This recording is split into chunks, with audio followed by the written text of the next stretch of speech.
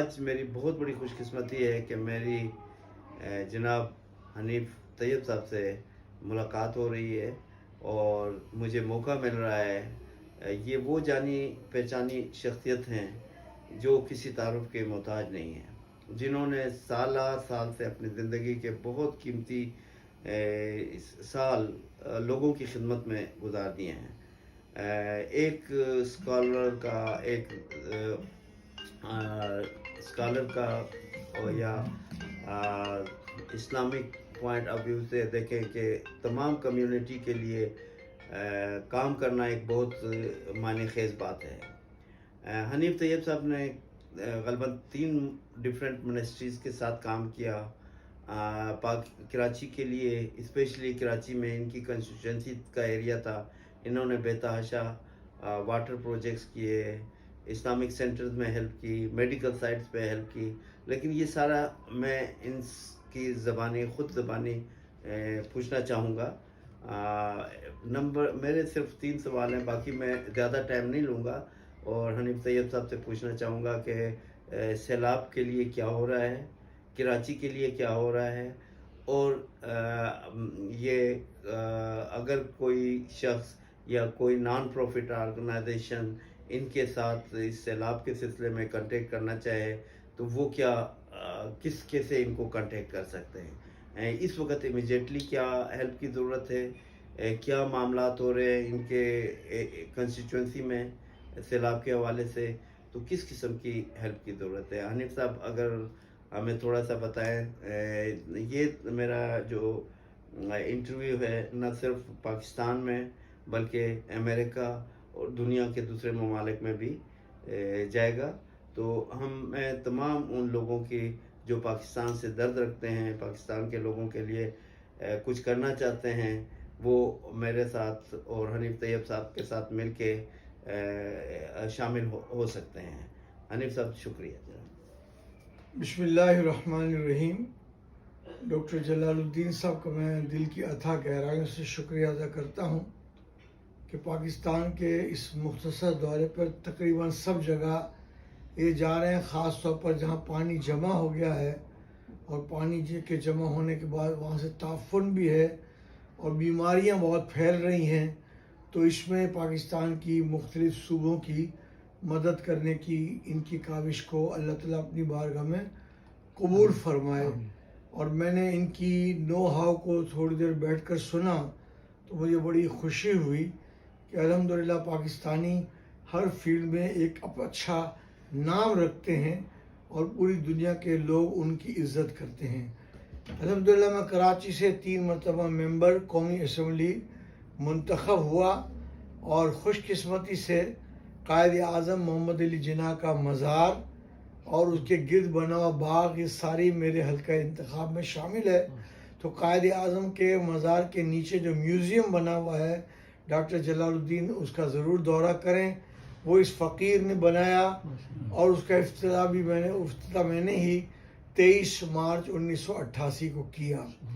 بہرحال اس کے بعد میں نے جنیجو صاحب کو کہا کہ یہ جو قائد اعظم کے مزار کے گرد کئی ایکڑ کی دھول مٹی اڑنے والی زمین ہے، تو انہوں نے کہا کیا کرنا چاہیے۔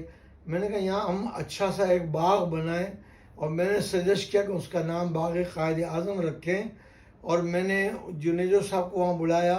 اس وقت کے گورنر اشرف ڈبلیو تابانی صاحب، چیف منسٹر صاحب بھی میٹنگ میں شامل تھے، جناب غوث علی شاہ صاحب، اور ضلع احمد نظامی جو ڈی جی کے ڈی اے تھے وہ بھی موجود تھے، اور وہاں باغ بنانے کی پریزنٹیشن اور باغ کا نقشہ پیش کیا گیا۔ تھوڑی بہت ترمیم کے ساتھ وہ باغ جنیجو نے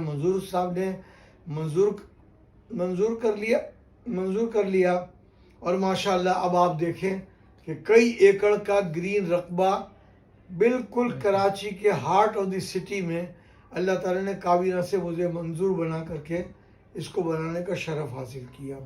اب یہ جو اس وقت سیلاب کی کیفیت ہے، اس میں سب سے زیادہ اب ضرورت اس بات کی ہے، پانی تو تھوڑا تھوڑا آہستہ آہستہ اتر رہا ہے، لیکن پانی جو جمع ہے وہ گندا ہے، بہت زیادہ اس میں جراثیم ہیں، شام کو بہت وہاں مچھر ہوتے ہیں، لوگ بالکل، اور یہ حالت یہ ہے کہ زلزلہ تو کہیں بھی، سیلاب تو کہیں بھی آیا ہو، لیکن کراچی کے ہسپتالوں میں جگہ نہیں ہے.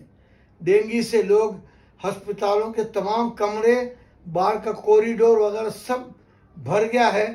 اب آج ہی کے دن المصطفیٰ کی طرف سے 3 فری میڈیکل کیمپس لگے ہوئے ہیں. ایک لاڑکانہ میں مشوری شریف میں لگا ہوا ہے، دوسرا مورو میں لگا ہوا ہے، تیسرا صوبت پور جو ہے بلوچستان میں وہاں لگا ہوا ہے. ہمارے ڈاکٹرز جاتے ہیں، دوائیں بھی فری دیتے ہیں، اور فری اسی طرح دیتے ہیں کہ کراچی کے ڈونرز ہمیں دیتے ہیں. اور میں کراچی کے ڈونرز کو، پاکستان کے تمام ڈونرز کو، اور پاکستان کے وہ لوگ جو باہر ہیں اوورسیز پاکستانیز، میرے پاس پہلی ministry labour man power overseas Pakistanis کی تھی، تو ان لوگوں کا بھی بہت میں سلام پیش کرتا ہوں کہ یہ مسلسل مدد کر رہے ہیں.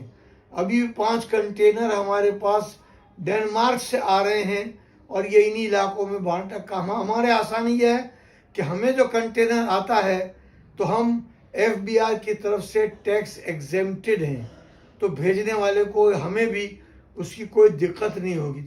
تو کوئی بھی پاکستانی بھیجنا چاہے تو المصطفیٰ اس کے لیے تیار ہے.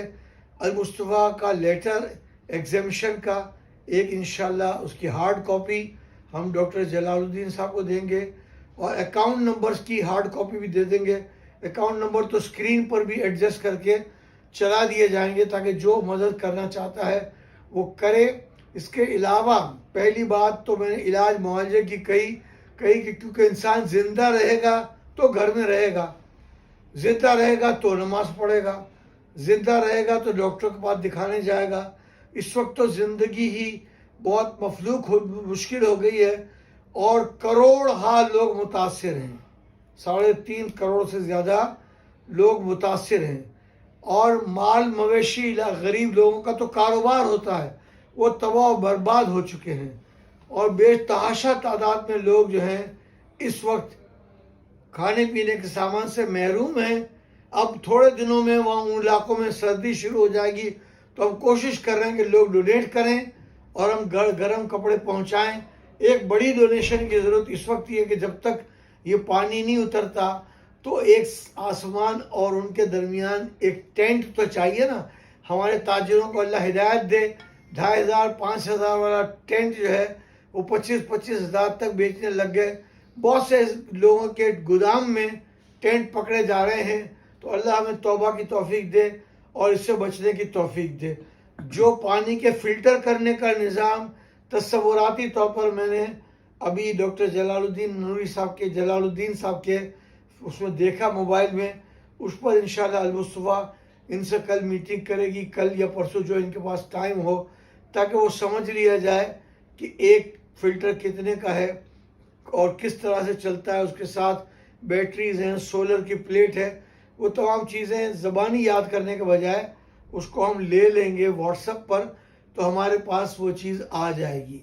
اس کے بعد یہ ہے کہ یہ کراچی کے شہریوں کو میں سلام تو پیش کر رہا ہوں، لیکن سب سے پہلے بقرعید سے کچھ پہلے جب یہاں جانوروں کی منڈیاں لگی تھی، اس وقت سب سے زیادہ تیز بارش کراچی میں ہوئی تھی اور بڑی تباہی ہوئی تھی. لیکن پھر بھی اللہ نے ان کو حوصلہ دیا ہے کہ یہ لوگ مدد کرتے ہیں. پورے پاکستان کی مدد اگر ایک طرف رکھی جائے اور صرف کراچی کی مدد ایک طرف رکھی جائے تو یقیناً کراچی کو اپر ہینڈ حاصل ہے. تو ہمیں یہ بھرپور کوشش کرنی چاہیے. جو باہر لوگ ہیں ان کو انشاءاللہ تعالی ہمارا جو ایگزیمشن ہے اس کی ہارڈ کاپی مل جائے گی.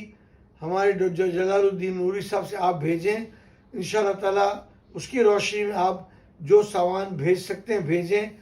اور پھر یہ کہ جو وہاں بسکٹ ہوتے ہیں، جوسز ہوتے ہیں، اور ایسی ریڈی میڈ چیزیں ہوتی ہیں کہ اگر چولہا نہ جلے تو بھی آدمی کچھ نہ کچھ اپنا گزارا کر سکے، تو یہ اس کے لیے موجود ہے.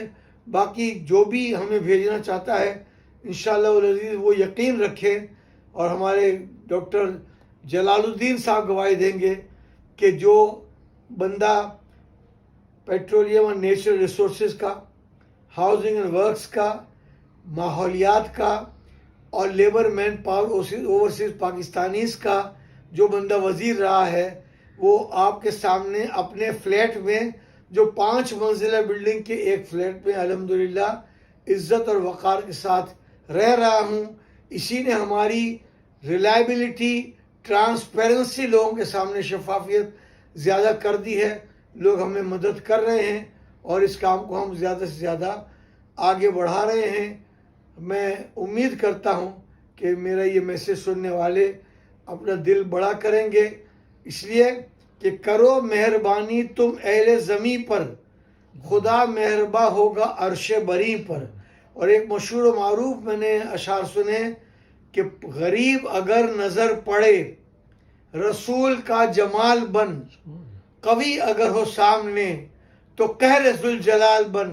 اور خدا کے آگے سر جھکا کہ سرکشوں کا سر جھکے، قضا ستم گروں کی ہو ستم زدوں کی ڈھال اجازت بن. کے ساتھ میں حنیف طیب صاحب کو درخواست کروں گا کہ آپ ہیوسٹن چکر لگائیں. ہیوسٹن کے لوگوں کا دل بہت بڑا ہے، اور ڈیلس، ہیوسٹن، اوکلاہوما ہمارے بہت سارے ساتھی ہیں. انشاءاللہ تعالی ہم وہاں پہ ان سے بہت ٹائم لیں گے.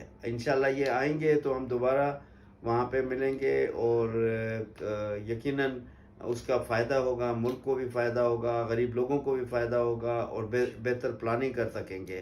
تو میرا نام doctor Jalaluddin Qureshi, 1-832-217-6837، Houston Texas. Thank you very much.